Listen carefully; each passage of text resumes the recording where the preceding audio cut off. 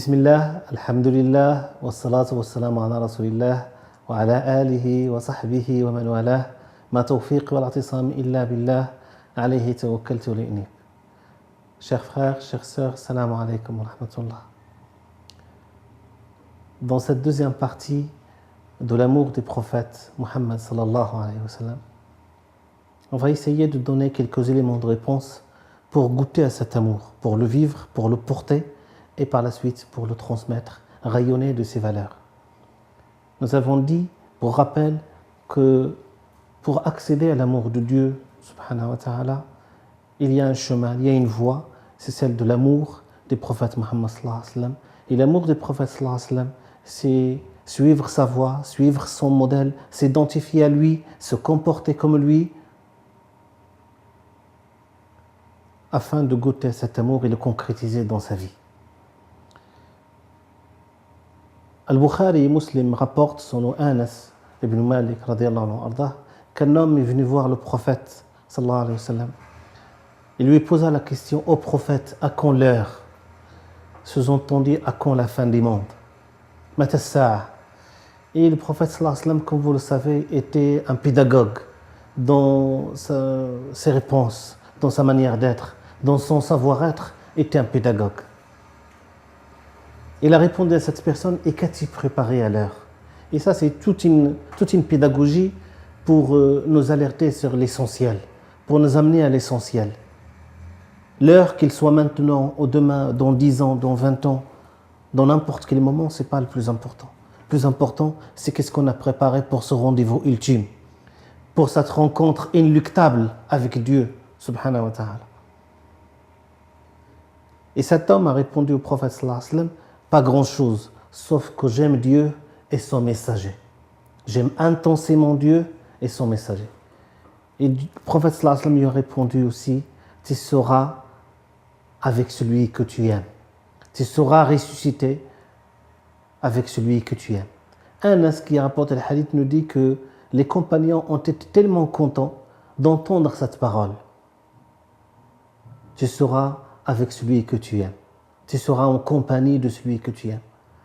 Et Anas a ajouté: moi j'aime le prophète sallallahu alayhi wa sallam, j'aime Abu Bakr, j'aime Omar, j'aime Uthman, j'aime Ali, et je souhaite que Dieu me mette en leur compagnie, me ressuscite en leur compagnie, même si je n'ai pas atteint leur degré de foi ou leur degré de spiritualité. Alors, quelques éléments de réponse, Inch'Allah ta'ala, pour concrétiser l'amour du prophète sallallahu alayhi wa sallam dans notre vie de tous les jours.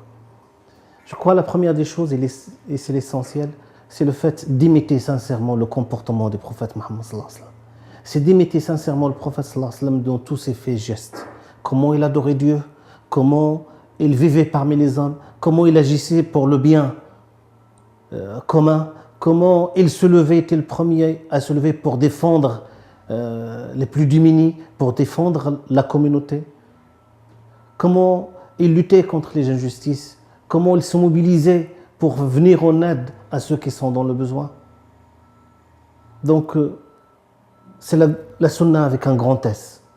Essayez d'imiter sincèrement le prophète sallallahu alayhi wa sallam et de s'identifier à lui, d'agir comme le prophète sallallahu alayhi wa sallam et de se comporter comme lui, c'est se laisser pénétrer d'amour et éradier l'amour. Mais malheureusement, nous devons le dire sans se voiler la face, que l'imitation extérieure, mes chers frères et sœurs, des gestes des prophètes sallallahu alayhi wa sallam ne saurait constituer la voie de l'amour. Il faut la sympathie du cœur aussi. Il faut la ferveur du cœur. L'imam Malik, radiyallahu anhu, rahimahullah, disait que la sunna, le fait d'imiter le prophète sallallahu alayhi wa sallam, le fait de suivre sa sunna, c'est emprunter l'arche de Noé. Il l'a comparé à l'arche de Noé. As-sunnanu safinatu Nuh. La sunna des prophètes sallallahu alayhi wa sallam, le modèle des prophètes Muhammad sallallahu alayhi wa sallam, cette méthode prophétique est comparable à l'arche de Noé. Celui qui emprunte l'embarcation arrivera à bon port pour sûr, sera sauvé. Par contre, celui qui lui tourne le dos, celui qui ne suit pas cette voie, qui ne suit pas cette méthode prophétique, bien sûr, sombrera dans la perdition. السنن سفينة نوح من ركبها نجا ومن تخلف عنها غرق. Donc ça c'est un premier point, un premier élément de réponse. Un deuxième élément de réponse c'est ce profond respect que nous devons avoir pour le prophète Mohammed sallallahu alayhi wa sallam. La place que le prophète sallallahu alayhi wa sallam doit occuper dans nos cœurs. Nous avons dit la dernière fois que le prophète sallallahu alayhi wa sallam avait dit dans le hadith authentique rapporté par Bukhari et Muslim selon Abu Huraira, nul d'entre vous ne goûtera vraiment la douceur de la foi jusqu'à ce que ce soit plus cher à son cœur que sa famille, que ses biens, que ses parents, que l'humanité tout entière. Pour beaucoup de musulmans, pour beaucoup de nos frères et sœurs, le prophète sallallahu alayhi wa sallam est une personne qui est venue nous transmettre un message, nous léguer une charge de travail et qui est partie. Et on oublie que ce lien intime avec le prophète sallallahu alayhi wa sallam, que cette intimité que nous devons développer, que la place qu'il doit occuper dans nos cœurs est une condition de la foi. On ne peut accéder au stade de la foi, on ne peut goûter sa douceur s'il n'y a pas ce lien intime avec le prophète sallallahu alayhi wa sallam. Et parfois même, lorsqu'on parle du prophète Mohammed sallallahu alayhi wa sallam, lorsqu'on l'évoque, lorsqu'on évoque ses paroles, lorsqu'on évoque ses enseignements, parfois il y a un manque de respect, parfois il n'y a pas une écoute attentive à ce qu'il dit, parce que le prophète sallallahu alayhi wa sallam, ce qu'il prononce lorsqu'il agit ou lorsqu'il prononce quelque chose, c'est de la révélation. وَمَا يَنْتِقُ عَنِ الْهَوَىٰ إِنْ هُوَ إِلَّا وَحْيٌ يُوحَىٰ. Il n'agit aucunement, il ne prononce aucune parole sous l'effet de la passion. Tout ce qu'il sort du prophète sallallahu alayhi wa sallam, tout ce qui émane du prophète sallallahu alayhi wa sallam, ça fait partie de la révélation.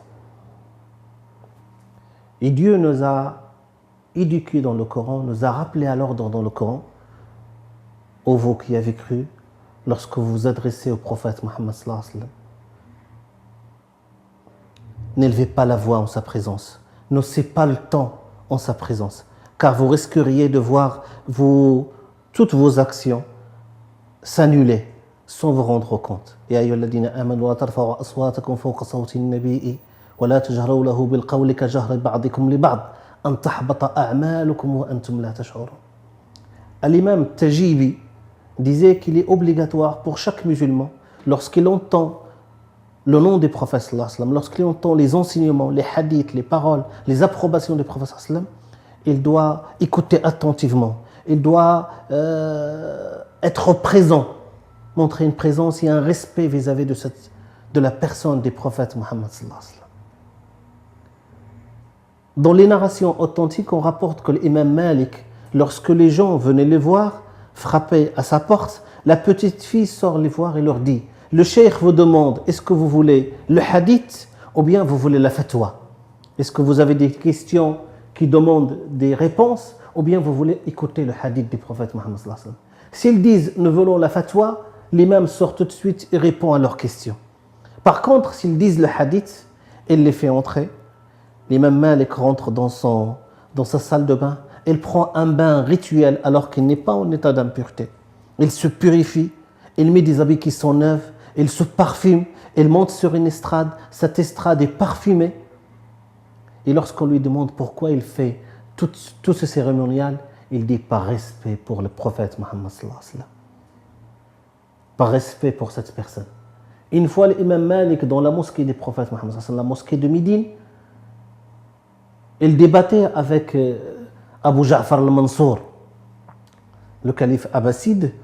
Il débattait avec lui, Abu Ja'far al-Mansour commençait à hausser le ton. Et l'imam Malik l'a rappelé alors, il dit: n'haussez pas le ton dans cette mosquée, parce que Dieu nous a rappelé à l'ordre dans le Coran, il nous a dit de ne pas hausser le ton en présence du prophète Mohammed sallallahu alayhi wa sallam. Et le respect qu'on doit au prophète sallallahu alayhi wa sallam, il est valable pendant sa vie et même en temps de sa mort. Donc nous devons apprendre ce respect vis-à-vis du prophète sallallahu alayhi wa sallam. Comment écouter ses paroles, comment écouter ses hadiths, parce que c'est la parole du prophète sallallahu alayhi wa sallam, c'est la voix qui va nous éclairer, c'est les enseignements qui vont éclairer notre vie, notre cheminement vers Dieu subhanahu wa ta'ala. Troisième élément de réponse, je crois, pour accéder à cet amour du prophète sallallahu alayhi wa sallam et pour le goûter, et pour justement entretenir ce lien avec lui, c'est ce qu'on appelle prier sur le prophète Mohammed sallallahu alayhi wa sallam. Appeler les bénédictions de Dieu sur lui. Dieu, dans le Coran, nous dit que Dieu lui-même et ses anges prie sur le prophète, appelle les bénédictions sur le prophète. Ou vous qui portez la foi, ou vous qui prétendez porter la foi, priez sur le prophète Mohammed sallallahu alayhi wa sallam. Et ça, c'est quelque chose de très important. Prier sur le prophète sallallahu alayhi wa sallam, cette prière sur le prophète, dans le hadith, le prophète sallallahu alayhi wa sallam nous dit, celui qui prie sur moi une seule fois, Dieu prie sur lui 10 fois. Celui qui prie 10 fois sur moi, Dieu en prie sur lui 100 fois. Et la prière de Dieu sur nous, c'est une miséricorde. C'est pour éclairer nos cœurs, c'est pour illuminer nos cœurs, c'est pour éclairer nos voies. D'ailleurs, dans le sourate les coalisés, Dieu dit هو الذي يصلي عليكم وملائكته ليخرجكم من الظلمات إلى النور. C'est lui qui prie sur vous ainsi que ses anges afin de faire sortir des ténèbres vers la lumière, afin d'éclairer vos voies, d'éclairer vos lanternes, d'illuminer vos cœurs.